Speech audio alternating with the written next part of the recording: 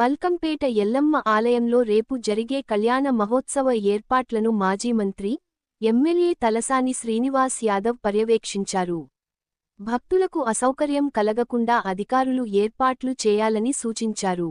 కళ్యాణాన్ని రాజకీయాలకు అతీతంగా, పాత పద్ధతులనే అనుసరించాలని అన్నారు. కేసీఆర్ హయాంలో 10 ఏళ్లపాటు విజయవంతంగా వేడుకలు నిర్వహించామని గుర్తు చేశారు.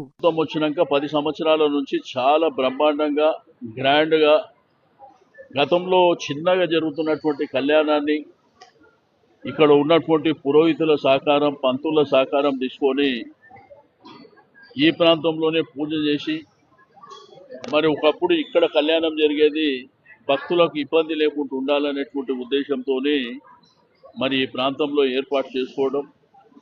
ఇక్కడ మరి బ్రహ్మాండంగా షెడ్డులు, ఎందుకంటే ఎండ అయినా వానైనా ఏ ఇబ్బందులు లేకుండా ఉండాలనేటువంటి ఉద్దేశంతో ఈ కార్యక్రమాన్ని చేపట్టడం. భక్తుల సంఖ్య లక్షలాది సంఖ్యలో పెరిగింది, కానీ ఉన్న స్థలం మాత్రం ఇంతే.